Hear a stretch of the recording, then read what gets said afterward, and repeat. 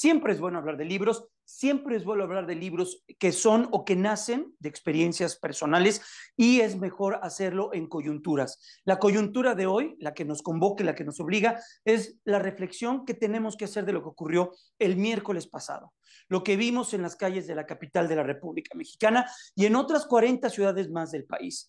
La marea púrpura, mujeres exigiendo seguridad, alto a la violencia, queremos regresar vivas y un larguísimo etcétera de lo que está sucediendo en un México violento, en un México donde hoy, este domingo, por estadística, y es brutal la estadística, 10 mujeres no regresarán a su casa, las asesinarán. Muchas de ellas terminarán a manos su vida de su pareja, de su expareja, de su quizá padrastro, de su vecino, de su círculo, en muchas ocasiones más cercano.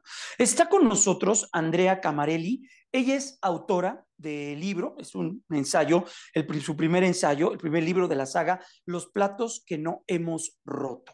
El segundo libro ya está terminado y corregido y ya está también caminado. Pero Andrea, primero, gracias por estos minutos. Es fin de semana, te lo agradecemos doblemente. ¿Cómo estás, Andrea? Muy buenos días.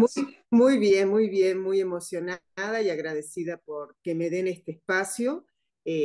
Como bien decías, las mujeres estamos justo en esta semana tan emotiva para nosotros, con esta introducción que dijiste de estas mujeres que no van a regresar a su casa, que creo que es el tema pico, ¿no? Es el tema, lo que hay que entender con los feminicidios también es que es también la finalización de una violencia terrible que han vivido antes. O sea, no es un disparo y ¡pum! Uh Se fue de -huh. este mundo las mujeres como un angelito, sino que es la culminación de un proceso muy doloroso, muy de tortura, ¿no? De Sí. tortura que generalmente es por años, ¿no?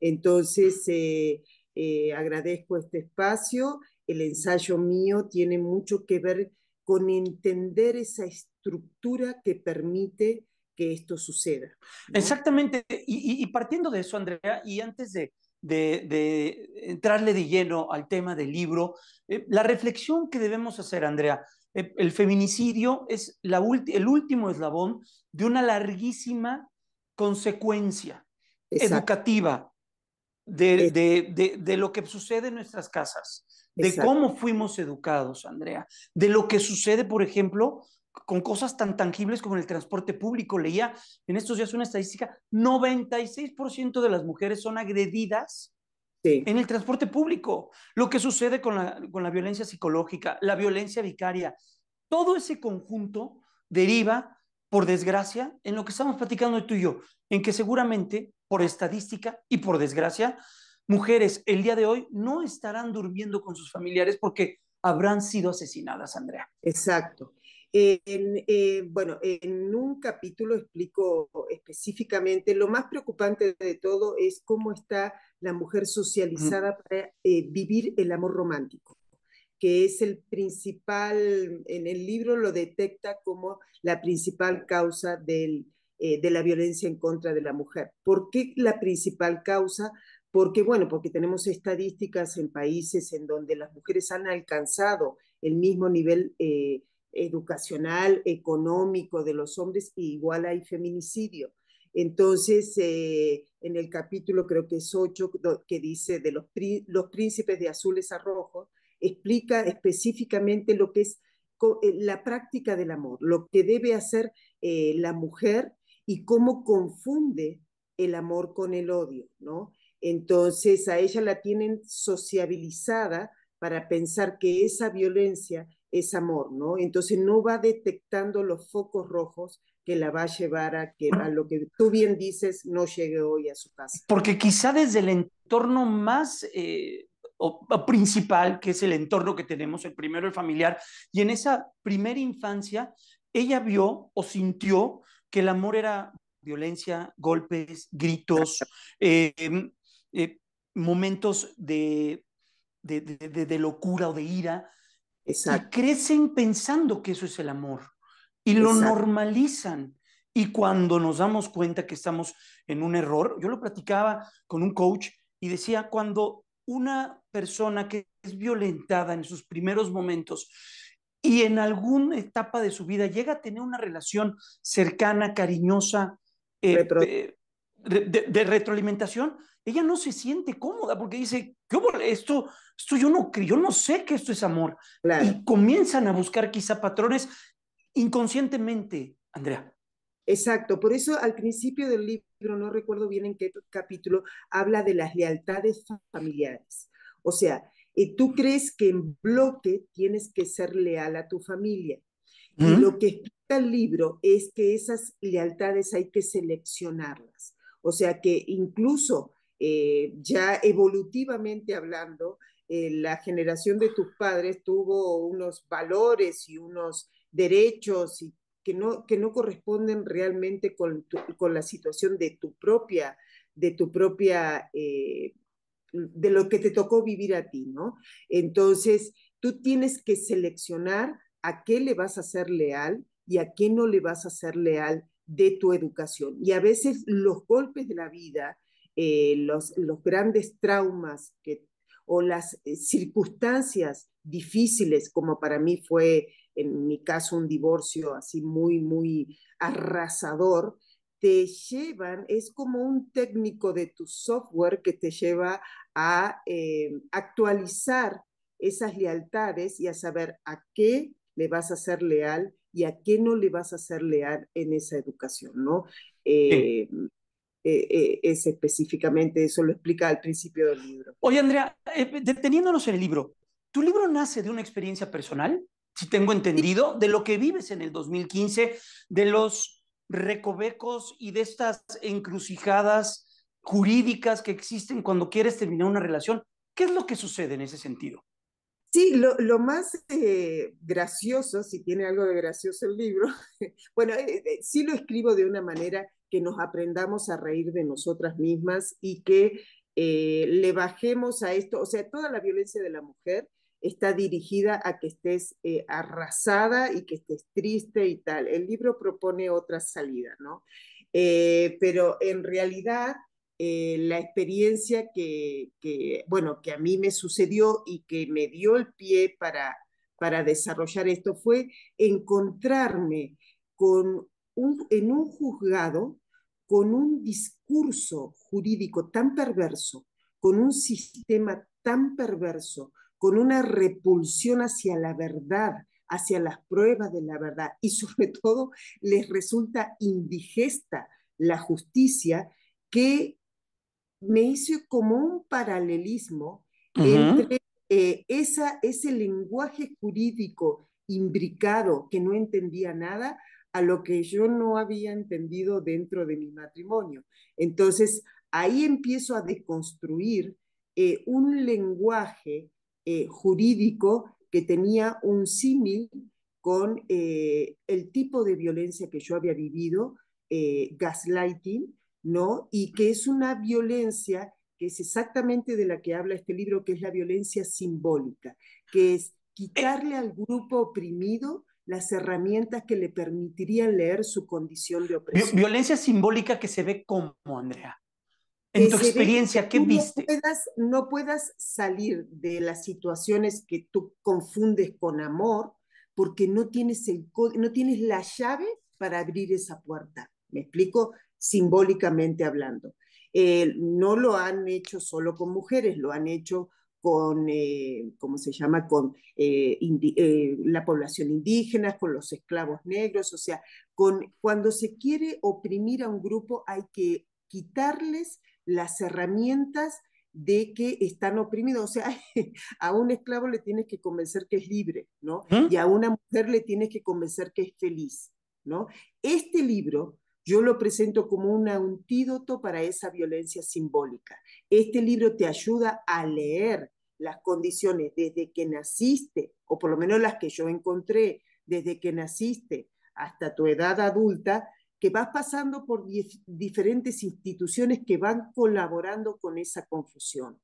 Cuando yo llego a un juzgado de lo familiar en México, el juzgado 33, que no se los recomiendo ni a mis peores enemigos, Ujú. eh, ahí encuentro esa misma confusión y esa misma perversidad para mantener a la mujer en el lugar de queja y sometimiento.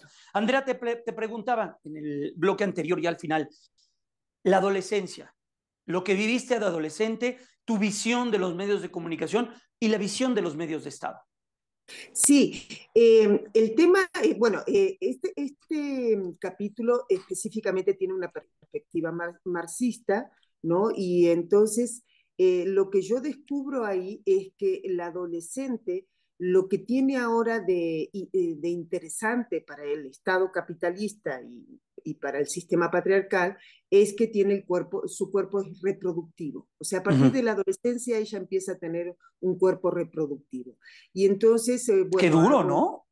claro, entonces ahí la van a agarrar para capturar ese cuerpo que ella ha logrado liberar gracias a los métodos anticonceptivos, porque antes era un cuerpo reproductivo y tenía todos los hijos porque no había manera de anticoncepción. Entonces, yo lo que explico en el libro, que ni bien estas mujeres pudieron apropiarse de su cuerpo y empezar a pensar qué hacían con él, los medios de comunicación volvieron a la carga y se apropiaron de ese cuerpo de maneras muy sutiles, pero muy interesantes. Y es el tema, hay una doble ecuación entre cómo crían, cómo socializan a los hombres y a las mujeres en esa adolescencia. A las mujeres las socializan para devaluar su propio cuerpo, para que lo rechace, ¿no? Y así rechazado no le será difícil entregarlo, ¿no?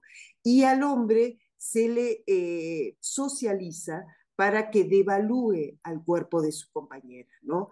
Entonces, así, en esa doble ecuación, es cuando el cuerpo de la mujer Sí. queda como capturado, ¿no? De nuevo para ahora la reproducción de trabajadores y soldados, que esa Qué decisión debe duro.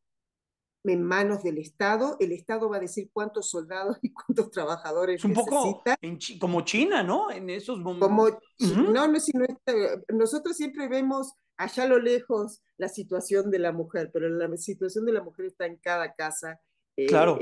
mundo hoy, ¿no?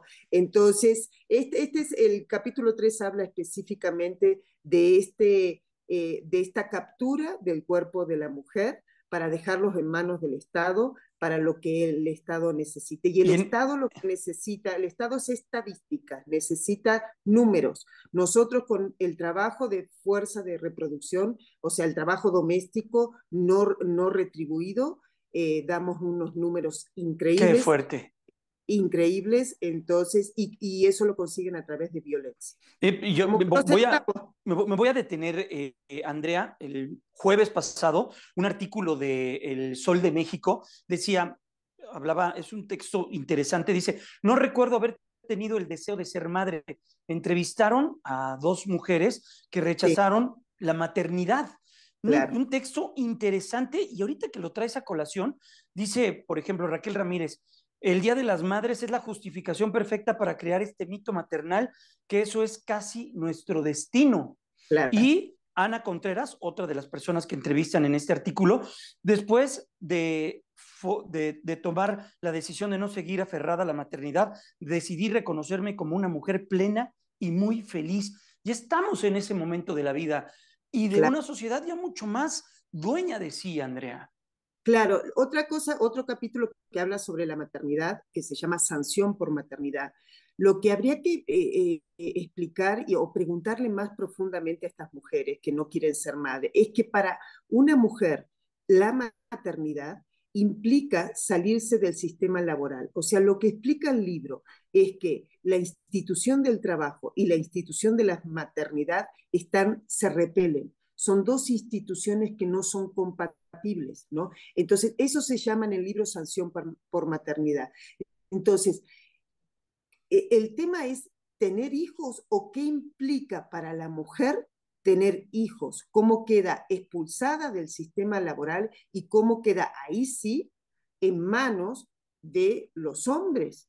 Y cuando, si el Estado, que es el responsable de garantizar la seguridad, la alimentación, la vivienda y la escolaridad de los hijos, se las garantizaras a estas mujeres, pues yo creo que muchas de ellas sí estarían, se pasarían al bando de nosotras, las que quisimos ser mamá, pero solamente porque para la mujer es un momento determinante, porque en el sistema en que estamos insertadas implica unas condiciones después de quedar completamente sujeta a los hombres, y que si no te gusta esa situación con el hombre que no fue como te lo prometieron, no tienes a dónde ir después, porque tú, con tus ingresos en la escala más baja del sistema laboral económico, no vas a poder hacerte cargo de tus hijos, aunque ya casi el 40% de las madres son jefas de Sí. familia.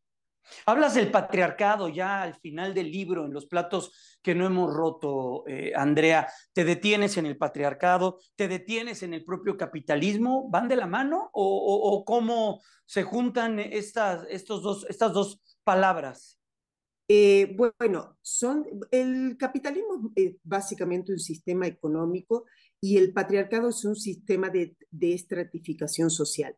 El patriarcado, digamos, es muchísimo más viejo que el capitalismo. Digamos que el capitalismo luego se le acopla, se le Uh -huh. suma, ¿no? A partir de lo que sería después de la Edad Media, ¿no? O un poco antes. Pero digamos que en mis ponencias siempre digo que son primos hermanos, ¿no? Pero el primo anciano es el patriarcado, en donde es un sistema que beneficia a los hombres, y el capitalismo se quiere beneficiar económicamente y no le importa mucho si es de los hombres o de las mujeres. Al capitalismo le da igual. Por eso, en la actualidad, yo detecto cuando escribo el libro que el problema es que el capitalismo ahora le interesa mucho más las mujeres que trabajen, porque la mujer, como tiene a cargo a sus hijos, los hombres los han abandonado, ella va a trabajar por cualquier precio, Uh -huh. con tal de darle de comer a los No, hijos. y Entonces, estadísticamente hablando, en el sistema financiero y en otros sistemas de negocios, de pequeñas y medianas empresas,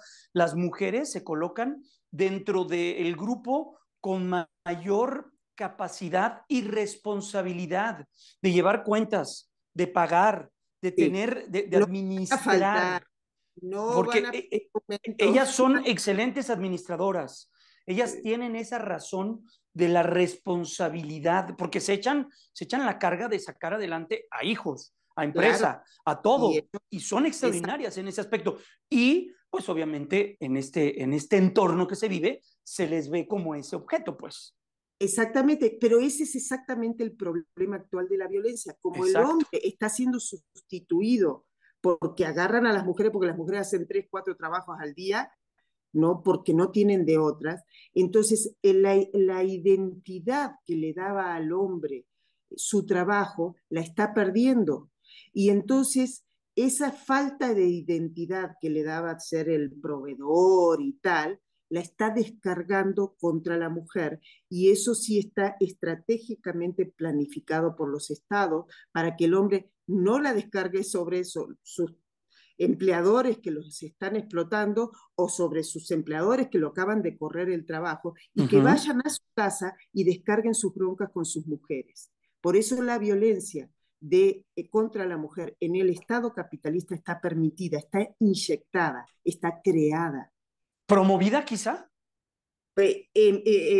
Estratégicamente planeada, ¿no? Vaya, qué O sea, duro.